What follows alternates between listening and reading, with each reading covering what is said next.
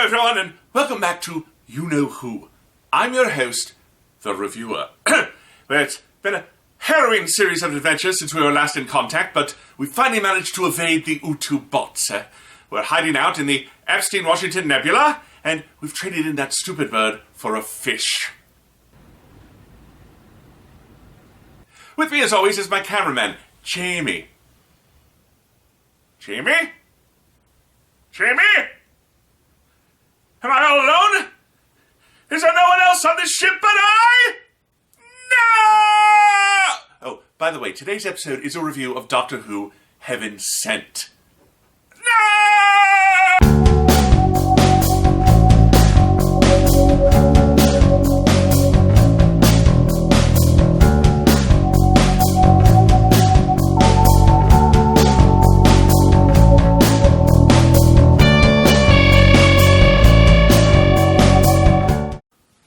In a mysterious castle filled with gears, flies, and monitors, a hand pulls a lever. The mysterious individual then falls dead and fades to nothing. The Doctor materializes in a tube. He remembers Clara's death. Out loud, he warns that whoever brought him here needs to be afraid, because if they had any part in her death, he's coming for them. Examining the castle, he tells his captors he'll know where he is once he sees the stars. Clara said to take no revenge, but he might do it anyway before finding a dirty shovel. His image appears on several monitors. He traces that image to a window across the way, where a mysterious hooded creature walks away. The monitors show its POV. It's following the Doctor. He runs. Oh, but has no personality, no sense of menace.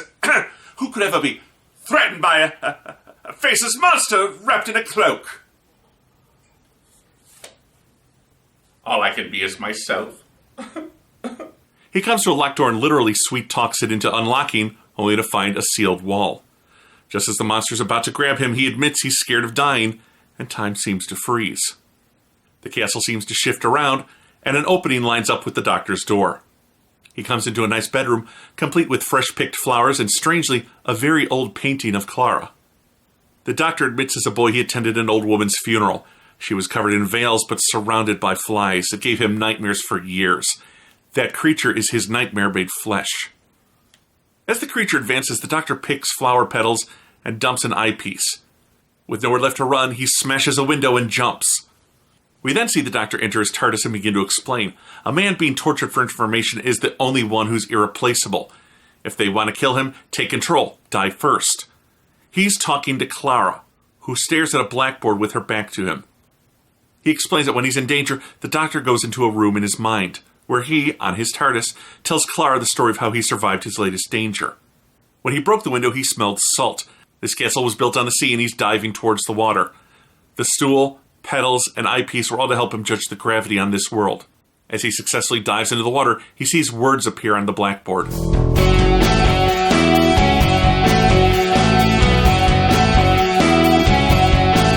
But I think we've all noticed a little loopiness in the Doctor over the years. Now, if you've ever wondered why, it's because these imaginary companions in his make-believe TARDIS occasionally like to rub their fingernails down the chalk one like this. Ooh, horrible. Still, it's better than that squeaking styrofoam makes. He wakes up in the water only to see hundreds of skulls have settled onto the bottom of the moat. Re-entering the castle, he finds a fireplace with a dry set of clothes to change into, leaving his wet old clothes behind. He comes to a room with an octagon on the floor. The creature coming for him is designed to scare him to death. He finds a misty courtyard with a fresh dug grave. After some internal debate over whether or not this is a trap, the Doctor begins to dig it up. The creature eventually finds him, but the Doctor wedges the door shut. It leaves, and he returns to digging. That evening, looking at the stars, the Doctor is perplexed. He keeps going and finds a coffin with the words, "I am in 12, scratched into it. The creature bursts out of the dirt, and he returns to the TARDIS. Clara writes, "Tell no lies." The monster in the castle is designed to scare the Doctor into confessing his deepest secrets.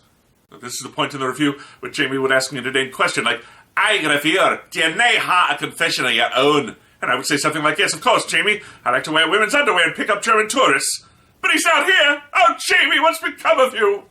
He tells the monster, "I don't, by the way, that was just an example." He tells the monster he didn't leave Gallifrey because he was bored. He was scared, and again, the creature freezes long enough for the Doctor to escape. Looking out, he sees that the castle is the only landmass in a vast sea, with a small shore created from the skulls of the castle's victims. He learns that at most he can have 82 minutes before the creature finds him. He begins looking for the door to room number 12 with little luck. He also learns that eventually all the rooms will reset to their original condition before his arrival. In the teleport room, the doctor finds a skull with wires hooked up to its temples. He finds the word bird scribbled into the dust. A new door opens, leading him to a parapet and a view of the stars. A staircase down leads him to room number 12, but it's yet another sealed room. He's positive he didn't time travel to come to this castle, but the position of the stars would seem to indicate that he's traveled 7,000 years into the future. The creature arrives and he freezes it by telling about the hybrid, the mythical half-human, half-Dalek. The doctor knows it exists. The castle shifts and door number 12 opens. Inside is a passageway sealed with a crystalline rock. The word home fades from its surface. The TARDIS must be behind it. The stone is 20 feet thick and made of a material 10 times harder than diamond. He re-enters his mental TARDIS. Why is it always him? And why does he always have to win? This one time, can't he just lose? If he tells what he knows about the hybrid, the wall will vanish and he'll be released. The creature is coming. But whatever he does, Clara will still be dead. He hears Clara tell him, he's not the only one to lose someone he cares about. He needs to break the cycle. She appears to him. Clara tells the doctor to win. He begins punching the stone. It hurts and has almost no effect. He tells a story about a diamond mountain. The creature grabs him and the doctor falls in agony. The monster disappears. His life ending, the doctor explains that it can sometimes take a Time Lord days to finish dying. It's hardwired into their bodies to live. The doctor slowly drags himself back to the teleport room. This is his own personal torture chamber. The skulls were his previous bodies.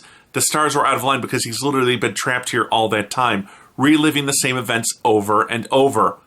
Since the teleport room has reset, there's a perfect copy of his body and mind stored in there. It only needs fuel, such as a burning body. He pulls the lever, and his current body dies, writing bird in the dirt. A new doctor is born. Ha! So, quite literally, the bird is the word. I won't sing, you people have suffered enough by my hands. He continues to live through the cycle again and again, each time getting a little further into the Diamond Mountain story, where once every so often a bird would come and sharpen its beak on the tip of the mountain, and eventually it wore it down to nothing. This was only the first second of eternity. After several billion years, he finally manages to crack the crystal holding him back. The creature is destroyed. The doctor steps out of a portal and onto a new world. The portal resolves itself into his confession disc. A young boy is waiting there. The doctor tells him to let those in power know that he's here and coming for them. The boy runs towards the citadel of Gallifrey. To whomever is still listening, the doctor tells them the hybrid, destined to destroy the Time Lords, is him. Well, I'll be. The doctor is actually a Prius. See, the hybrid. Anyway, was this episode cooking with gas or simply resting with electricity? Again, the hybrid thing. Jamie would have laughed. Let's take a closer look at Heaven Sent. Well, there's really only one performance to talk about here, and that's Peter Capaldi. No offense to the returning Jamie Reed Quarrel, who previously played Colony Sarf and was this time the Spectre following the Doctor. The Doctor is in unusual territory here, and I don't mean the castle. He's without a companion. He regularly catches himself talking to Clara, and he so needs someone to explain and bluster to that he invents an imaginary Clara for his mental TARDIS. Capaldi manages to play up the loneliness of the chase throughout the castle, the anger over Clara's death, and even brings in moments of comedy throughout his episode-long torture. I think his best moments are the desperation he shows when he realizes he has to choose between revealing the hybrid secrets or spending an eternity breaking down a harder-than-rock-hard crystal. I also like this idea that he can just slow down time and enter his own little world whenever he needs a moment to think things out and come up with a clever idea in the face of imminent death.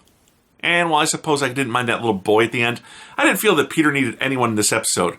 I'm looking at you, Jenna Coleman. Of course we needed to hear her inspire the Doctor to take the long road through this prison, but that could have been accomplished by a voiceover or even by still using the chalkboard. We just had this emotional farewell to Clara. It frankly seemed a case of too soon to have her back. As for the story itself, It was a pretty monumental story in that it's the only time I can remember that the Doctor is the only character in the story. He's had companionless stories before, such as The Deadly Assassin, but there he at least had a supporting cast to work off of. This idea of the hybrid has been running throughout the season, but this is the first time the Doctor's claimed direct knowledge of it. Much less that he is the hybrid. I guess we'll see where they go with that. One thing I found a bit confusing was that he'd given the confession dial to me, but it still wound up in Gallifrey. But I guess we can just assume that her mysterious employers mentioned in Face the Raven were the ones who teleported it to Gallifrey. The set itself was well done. They managed to extend a few sets reasonably throughout the entire episode, even making fun of it with that run out of corridors line. The CGI worked reasonably well enough for the larger scenery. Overall, this episode was a gothic exploration of the Doctor's psyche. While we came away with precious few answers, we did learn that the Doctor is exactly the man we always thought he was. Loyal to a fault, and willing to make the hard choices. Well, this episode was full of very interesting ideas that may have been a little too cerebral for their own good. But it was wrapped in a terrifying and tense atmosphere. I give Doctor Who Heaven Sent 4 TARDISes out of 5. This was an interesting experiment, but one I don't think they need to repeat anytime soon. It's me, Reviewer, I'm back. Jamie, you're alive! Why, you daft old man, I told you I was going outside to repair the damage to the TARDIS. You weren't listening again, were you? No, of course not. I was just worried you may have been hit by a meteor or some random piece of space debris. Well, I'm fine. Shall we get started with the show? The episode. Yes, of course. Hello, everyone, and welcome back to You Know Who. I'm your host, the Reviewer. And with me, as always, is my cameraman, Jamie.